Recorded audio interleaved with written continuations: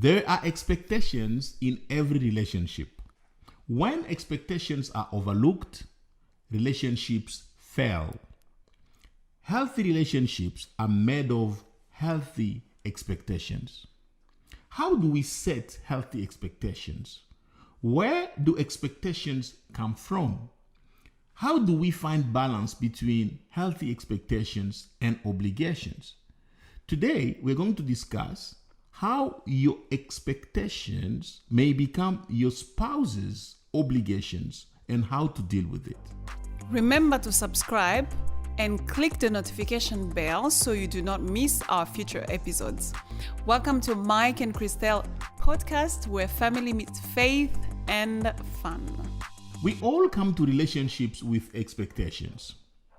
Some of these expectations are just natural. We expect to be friends with the people we love. We expect friendship. We expect companionship. We expect good sex when we get married. We expect to make a family, or some people expect to have a family.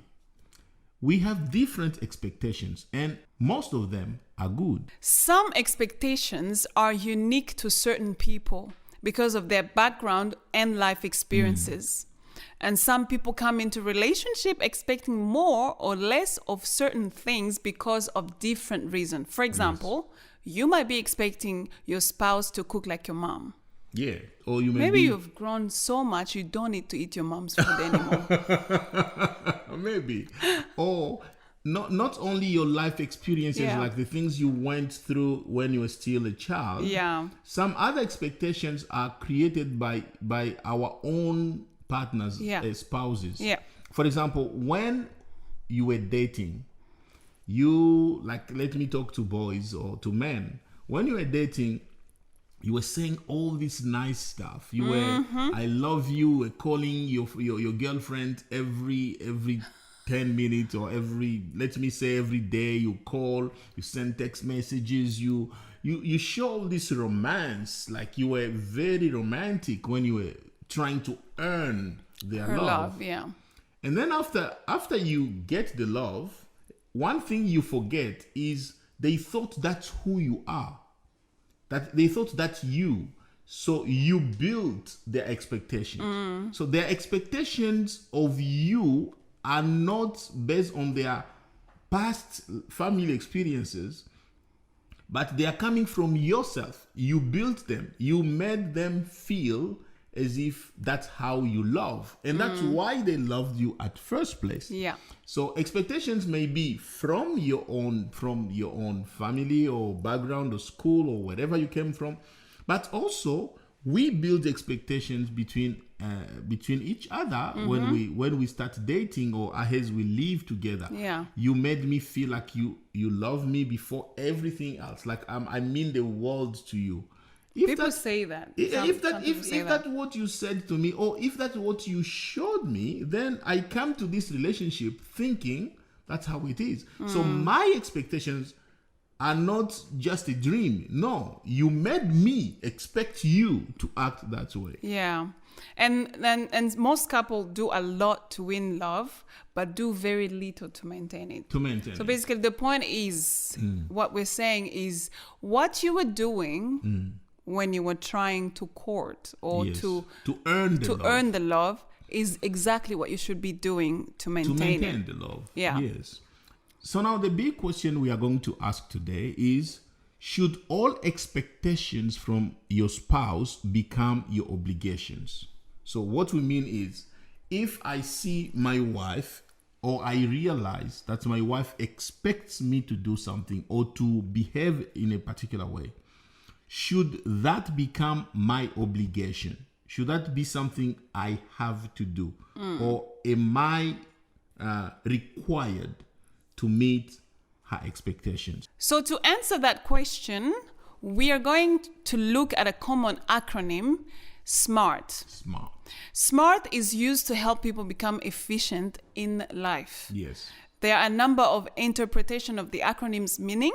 Yeah. But the most common one is that goals or expectations should be specific, measurable, achievable, relevant, and time bound. Yes. This is a language that is used in leadership or in business. Yeah. That your goals should be specific, measurable, achievable, relevant, time bound. But you can use these principles in marriage. Yes. Your expectations should be achievable, specific, relevant. So you need to bring specific, achievable, relevant expectations to your relationship. It's okay to have expectations. Yeah. It's very okay to have expectations, but it's not okay to set the bar too high. It's not okay to set expectations that are not achievable, that are not realistic. Some people do set high expectation, like the bar too high for themselves. Yes. Some people, people do that for themselves, and because they do that for themselves, they expect their spouses to you know, they set a high expectation to their spouse. Yes. The bar is really high, and sometimes the bar is unrealistic. The bar is unhealthy. And maybe this is how your parents raised you. Yeah. Maybe your parents were always telling you are not good enough. You have to work hard. You have to do it. And you felt like you are not good enough. You always have to prove something. You always have to prove yourself to people to them. They never appreciate the small effort you put in. So when you come to your relationship, when you come to your to marriage, you want to set that same bar to your spouse or to yourself, because that's how you were raised. You set the bar there, and nothing is good enough for you. Nothing is good enough for you. And that is dangerous to relationships. Yeah. It's really bad to do that. So we believe that you need to set smart expectations. Yeah. They need to be realistic. They need to be achievable. They need to be relevant. They need to be expectations that you know you can go for and get it done. Yeah. And if you do that, you will feel like you're celebrating, because you will be reaching. If you set the bar too high and you don't reach it, there will be nothing to celebrate. You live a disappointed life. Yeah. And then you disappoint your spouse, because they're not going to be happy, because they can't do anything to So it will be a very, very disappointing life. Yeah. Disappointing life you'll be living. So we encourage SMART as a way to set or to filter your goals. So set specific, achievable, and relevant expectation. Yes. The second point is communicate your expectation with each other. Very important.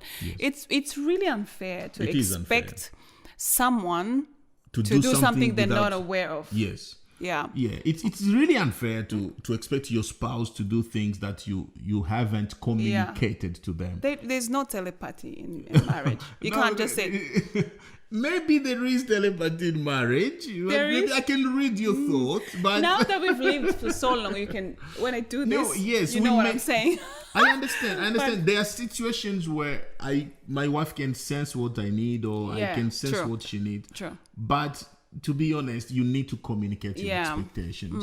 Most of the times, it's not that people don't care. It's not that your spouse doesn't care. Yeah, most of the time, it's he doesn't know or she doesn't know. Yeah. Your spouse doesn't know. That's why they may do. And we are not defending those spouses who overlook expectations of their wives or husband. If you know them but you are not doing anything about it, that's another story. That's another conversation. Yeah. But we are just talking sometimes. We're just saying sometimes it's not because they don't know. Yeah. It's because it's not because they don't care. It's because they don't. They don't know. And seasons of lives different. Are different seasons. Yes. For example, you might have certain expectation when you don't have children yet. Yes. But as soon as you have children, they change. So you need to be able to communicate to each other that this is what I expect from you now that we have children. Very much. Yeah, that's very important.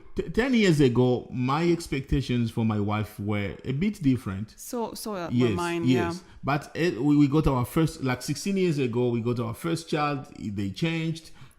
Second child, they changed. Third child, they changed. Now we have our children, they're teenagers. Yeah. Teenagers, all of them. So our expectations toward each other is changed. Yeah. It keeps changing because we evolve as human beings. We grow and expectations change, it's very, very, very important to always communicate. Every time your expectations change, communicate that. The third point is adopt your partner's expectations as your obligations. What do we mean by that? This is where things become now becomes sweet, because setting expectations is one thing. You use SMART expectations, you know them, that's good. Secondly, you discuss them. You let each one know what they are. That is great. But what do you do with them? Knowing your spouse's expectations is not enough. Meeting those expectations is the issue. So what we are saying as a third point the deal. Is the goal. Is the goal. Is where the money is. What we are saying, that's where the money is. What we are saying is, make of your spouse's expectations your obligations. My wife's expectations should become my obligation. So when I realize that this is what she expects, it becomes my requirement. It becomes what I have to work on. That makes marriage beautiful. When I know my wife's expectations are my obligations. And that's the whole point of this episode. We want you to know them and then make them your obligations. Your spouse's expectations should become your obligation. It should become something you work toward, you try to achieve. Love involves expectations. You love. Every time you are in love, there are expectations. You did something to earn love. Keep doing it to maintain it. So I would say maintaining love requires continuing to do what you did to earn it. Do what you did to earn it. Meeting expectations. In our opinion, my spouse's healthy expectation should become my obligation. Yes. Let us know what you think about that. Because you may have a different opinion. We want to hear about it. Do you think that your spouse's expectations should automatically become your obligations? Let us know. And we're talking about healthy expectations. Some expectations are unhealthy. Yes. Not those ones. We're not talking about those. Not unachievable, unrealistic expectations. We're talking about healthy expectations. Do you think your spouse's healthy expectations should become your obligation? Should become something you need to work on? Tell us what you think, and you comment, send us an email or something and tell us what you think. We hope you learned something today. Remember that every time you share any of our content, one potential family gets healthier. Keep doing it. Follow Mike and Christelle on Facebook and Instagram, and don't forget to subscribe. Bye. See you next time. Bye. Bye.